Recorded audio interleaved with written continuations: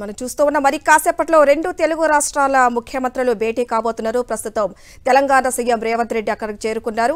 మరి కాసేపట్లో AP CM కూడా అక్కడికి చేరుకోబోతున్నారు. మరింత ఇదే అంశానికి సంబంధించిన మరింత సమాచారం మా ప్రతినిధి రాకేష్ అందిస్తారు. రాకేష్, ఇటు ఏపీలో అంశాలు కావచ్చు, ఇటు తెలంగాణలో అంశాలు కావచ్చు, పూర్తిగా చర్చ తర్వాత వీటిపై అన్ని సమస్యలు కూడా పరిష్కరించే మార్గాలుగా చూస్తారా? ఎస్, ఈ ఇద్దరు సీఎంల భేటీలో దాదాపుగా ఇప్పటివరకు పెండింగ్లో ఉన్న అంశాలన్నీ కూడా చర్చకు పెట్టాలనేది ప్రాథమికంగా ఒక ఎజెండా తయారు చేసుకోవడం జరిగింది. అయితే ఎజెండాలో ఈ 10 ఏళ్ళుగా సమస్య పరిష్కారం కాకపోవడం గల కారణాలను కూడా ఈ సమావేశంలో చర్చించే అవకాశం కనిపిస్తూ ఉంది.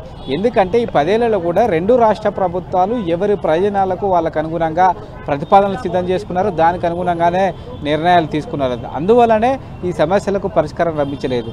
ఏ సమస్య అయినా ఏదైనా ఒక రాష్ట్ర ప్రభుత్వం కాస్త వెనుకడుగు వేసినా లేకుంటే వెసులుబాటు కల్పించినా రెండు సమస్యలకు పరిష్కారం లభిస్తుంది. కాబట్టి అలాంటి పరిస్థితి ఇప్పటి వరకు నెలకొనలేదు. అలాంటి పరిస్థితి ఎక్కడైతే వచ్చిందో ఆ సమస్య అనేది కూడా పరిష్కారం లభించింది. అయితే ఇప్పుడు మిగిలిన సమస్యలు, ఇప్పటివరకు పరిష్కరించబడ్డ సమస్యల్లో ఇంకా మిగిలి ఉన్న సమస్యల విషయంలో ఈ రెండు రాష్ట్ర ప్రభుత్వాలు ఏ విధంగా నిర్ణయాలు తీసుకుంటారన్నదే ప్రధాన ప్రశ్న. ఎందుకంటే రెండు రాష్ట్ర ప్రభుత్వాలకు కూడా చాలా ఛాలెంజింగ్. ఏ నిర్ణయం తీసుకున్నా ఆయా రాష్ట్ర ప్రభుత్వాలకు సంబంధించి ఖచ్చితంగా ప్రతిపక్షాల నుంచి తీవ్ర విమర్శలు వచ్చే అవకాశం ఉంటుంది. ఎందుకంటే ఆ రాష్ట్ర ప్రభుత్వం కనుక ఆ రాష్ట్రానికి అనుకూలమైన నిర్ణయం తీసుకోకపోతే ప్రతిపక్షాల నుంచి ప్రెజర్ పెరుగుతుంది, తద్వారా ఆ రాష్ట్ర ప్రభుత్వం ఇబ్బంది పడుతుంది. కాబట్టి దాని విషయంలో ఎక్కడ కూడా రాజీ పడొద్దు అనేది తెలంగాణ ప్రభుత్వం నిర్ణయం. దానికి అనుగుణంగా నిర్ణయాలు తీసుకుంటారా లేకుంటే ఏపీ ప్రభుత్వం తీసుకున్న ప్రతిపాదనలకు ఏమైనా వెసులుబాటు కల్పిస్తారనేది చూడాలి. అయితే 10ల సంఖ్యలో దీనికి సంబంధించి ఎజెండా తయారు చేసుకోవడం జరిగింది. అటు ఏపీ ప్రభుత్వం తమకు ఏవైతే ప్రాధాన్యత అంశాలు ఉన్నాయో వాటి ప్రతిపాదనలు సిద్ధం చేసుకున్నారు. ఇటు తెలంగాణ కూడా కొన్ని ప్రతిపాదనలు సిద్ధం చేసుకోవడం జరిగింది. ఇప్పటికే సీఎం రేవంత్ రెడ్డి ప్రజాభవన్ చేరుకున్నారు. మంత్రులు కూడా, తెలంగాణ మంత్రులంతా కూడా చేరుకోవడం జరిగింది. మరొకసారి ఎజెండాకు సంబంధించిన అంశాలు ఏమేమి ఉన్నాయి, వాటి విషయంలో తెలంగాణ వాదనను ఏ విధంగా వినిపించాలనే దానిపైన ముఖ్యమైన అధికారులు ఏవైతున్నారో వాళ్ళందరితో కూడా సీఎం రేవంత్ రెడ్డి ప్రజాభవన్లో భేటీ కావడం జరిగింది. మరికొద్దిసేపట్లోనే ఏపీ సీఎం చంద్రబాబుతో పాటు మరొక 3 మంత్రులు జూబ్లీహిల్స్ నివాసం నుంచి బయలుదేరి ప్రజాభవన్కు రాబోతున్నారు. సరిగ్గా 6 గంటలకు ఈ సమావేశాన్ని నిర్వహించాలనేది ప్రాథమికంగా ఎజెండా చేసుకోవడం జరిగింది. ఇక 9, 10 షెడ్యూళ్లకు సంబంధించే ప్రధానమైన సమస్యలు ఈ రెండు రాష్ట్ర ప్రభుత్వాల మధ్యలో ఉన్నదనేది స్పష్టంగా ఈ 10 ఏళ్లలో అర్థమైంది. ఇప్పటికే 30 సార్లు కేంద్ర హోంశాఖ దగ్గర సమావేశాలు జరిగినా ఈ యొక్క సమస్యలకు పరిష్కారం చూపలేకపోయారంటే సమస్య ఎంత జటిలం అనేది మనం అర్థం చేసుకోవచ్చు. ముఖ్యంగా ఆస్తులు అప్పుల విషయంలో ఎవరి లెక్కలు వాళ్ళు చెప్తున్నారు.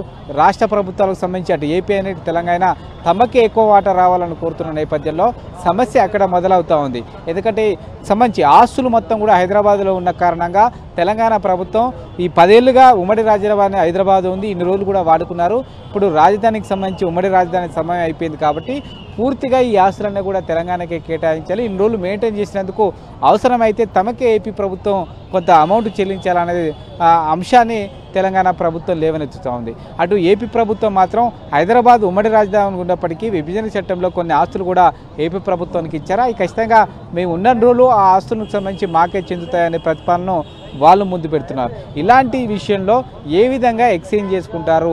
ఈ విభజన చట్టం ప్రకారం ఇప్పటికే పూర్తయిన నేపథ్యంలో ఆస్తుల విషయంలో 9వ షెడ్యూల్ కానీ 10వ షెడ్యూల్కి సంబంధించిన ఆస్తుల పంపకాలు ఏ విధంగా చేసుకుంటున్నారు అనేదే ప్రధాన చర్చ.